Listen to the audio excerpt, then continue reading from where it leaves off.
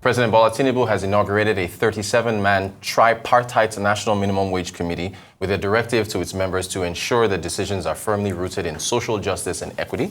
The president, who was represented by VP Kashim Shettima, stated this yesterday while inaugurating that committee at the council chambers of the State House of Abuja. He told the committee members that the objective should be to surpass the basic social protection floor for all Nigerian workers, considering the sustainable payment capacity of each tier of government and other employers or businesses. Well, the exchange rates, what appears to be unification, we're at 1,482 at the autonomous foreign exchange market. That's the official rate. Parallel market at 1,460. Here to help us make sense of this is Arise business analyst Chika Mbonu, who possibly might be tired of talking about exchange rates. Good morning to you, sir. Thanks for joining us. Morning, Ruth. How are you? Yeah, fine. So, do we have exchange rate unification or what? Oh God, this dollar thing. I wish the amount of times I talk about it, the amount of if you had $1, if I had $1 for each minute I talk about it, I mean, I would have jackpot now. I left you here, you know.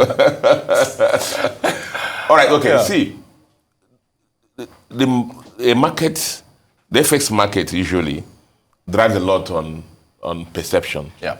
And follow me as I tell you this now.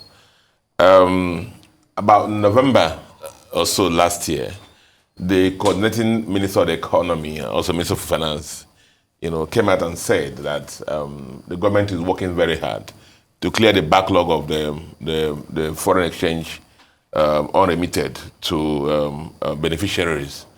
And then working about $10 billion that will come into the basket for Nigeria. Yes. And that it's not in a matter of months. It will be in a matter of weeks. It's not in a matter of months. It's a matter of weeks. And the market received that information very well then. And actually led to a major fall in the prices in the market, almost about 100 or 200 naira fall in the market, or the both markets. And the weeks turned into days, to months. And we got into the new year, and nothing really has happened, coming in the way that was spoken about. You also recall that the tax guy, the former PwC partner, actually said the exchange rate should be about 750 or thereabout by the year end. Yeah. And so you hear the several government people, and I give it to them. I'm sure the government is stacked with a lot of whiskies and intelligent people and smarter than us outside here. But the issue has been the perception. There has been a lot of gap between the communication, what is put out there, and the reality. I've said several times here that the market is driven by supply. And a lot of people who are buying dollars they need in 1 year's time or moving their naira to dollars, it's based on perception of would there be dollar available. And that has not really happened. And so that's a major issue we've seen in this market. The gap between the pronouncements by the whether government or Central Bank of Nigeria and then the actual reality. Then you go out there and announce that you appointed forensic auditors to go through all the bids. Yeah. Do recall that for more than a year now, Central Bank of Nigeria has held people's naira, borrowed cost of fund. They have cost of fund. And then 1 year down the line, you're telling them that you're not going to give them the dollar to buy them up because a forensic auditor has gone ahead to say there's a full stop missing somewhere, a comma is missing somewhere, and so on and so on. Meanwhile, these bids were reviewed by the same CBN and accepted by the same CBN under a different regime though. So all this is, cause confusion in the market. And there's lack of clarity and direction on what should happen. But you see, the year has started.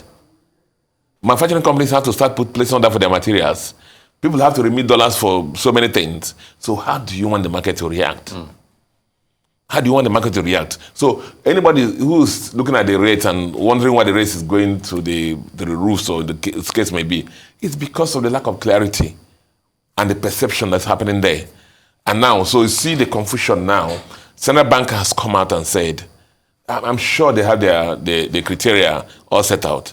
They have paid all the verified airline backlog at $135, $136 million. Now, at different fora, officials of Central Bank and President have gone ahead to tell in nationals when they went to Dubai, don't worry, all your decisions will be remitted. Don't worry, others will be remitted. So now, we have paid all at 136, verified. Airline people are coming to say no. Yeah. It's not so. You are still owing us $650 million. Right. And so all this miscommunication, instead of providing clarity and stability to the market, has caused an additional confusion. But I'm sure that the government is stacked with very intelligent and smart people. I'm also stacked in sure that the CBN also, but let them listen to our lesser matters like us. Yeah. That sometimes the way they communicate does not help the market. You cannot force individuals and companies to just take it the way you want it. Yeah. Especially for individuals that have put Naira in place for a long time now, more than 1 year, borrowed funds and whatever. What do you think is going to happen to them? Where are they going to go to? Now, one thing that happened, as I said yesterday, is that the hand that the Central Bank has used in the past to hold the CBN treasurers, bank treasurers, they have been told to let go, and so people are just bidding the way they want to bid, and so that's why you're seeing the kind of race you're seeing in the market now. Actually, I think the free market rate was about 1,488. And hugging 1,500, because I called and a lot of the street people told me that it's about 1,500. Really, it's still below the official rate, though. But you see, as I said, it's going to be a mirage. If even as you move the central bank rate, chasing the black market rate, if there's no supply plug at the end, you're going to see how this, problem. Where will it end? Yeah. So the same problem is what? Where will the supply come from? Let's see, not be seen using this forensic audit they have done to say that, you don't have enough food to feed your children. So, Junior, you didn't greet me in the morning, so no food for you. You are trying to ration the food to fit the quantity that you have. This one, you didn't do your homework, so you'll not eat. They're going to go hungry. Right. And don't be surprised when things start missing from the store, or that they're going to the neighbor to go and feed themselves. So I know it's onerous. I know it's not easy, especially when you don't have supply. But the central bank needs to get it right in their communication and do a lot of discussion. And again, how bad is it for us? How really bad is it? How bad is it? I said it before that we're a broke country. Yep. Let me tell you, we're a broke country. But the issue is the optics. We're going around pretending that we're rich. Yep. Our president is still keeping, Buhari kept the 9 presidential jets. Our new president is keeping the 9 presidential jets. Remember the report that FS report came out the other day? $3 billion was paid for to service loans. Yep. No wonder we cannot service our internal demands. Now, because of the accumulation of loans that were taken in the past. Yeah. So our president is, the optics are not right. We're going around feeling where that sense of something that things are difficult, things are really tough. Nobody in the government side is really communicating that or acting that.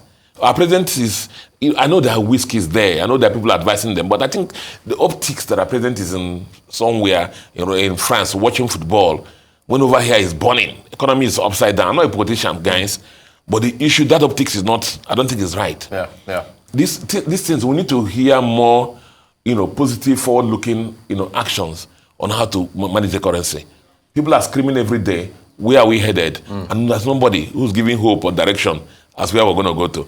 But let me park it there. Yeah. I'm sure we're going to talk more about this. Certainly. Minimum wage, if you have the time to talk about it. Couple minutes, we talk about it. Yeah.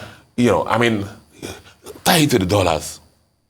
I think the minimum wage now is over 30,000 naira. That's correct. What is it? Yeah. What is it? Again, I know there are whiskies and experts there in the government. Just please, you guys just listen to us, lesser matters.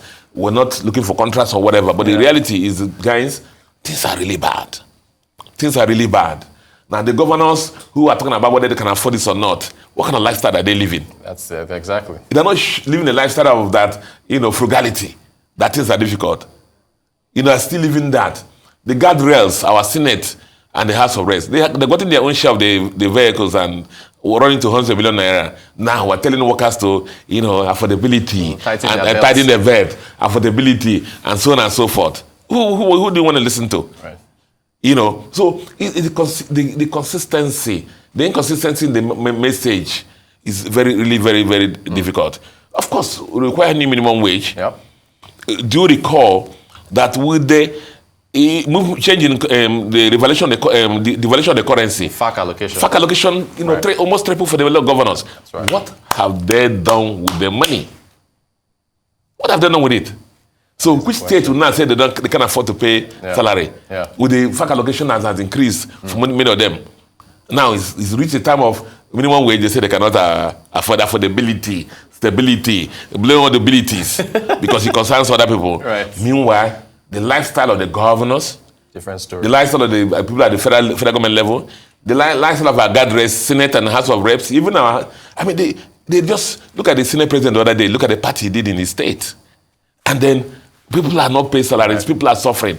I'm just saying that I know you guys are smarter than us. I know that we're lesser mortals, but we're outside. Let's tone it down a little. Show people that things are difficult, they are suffering too.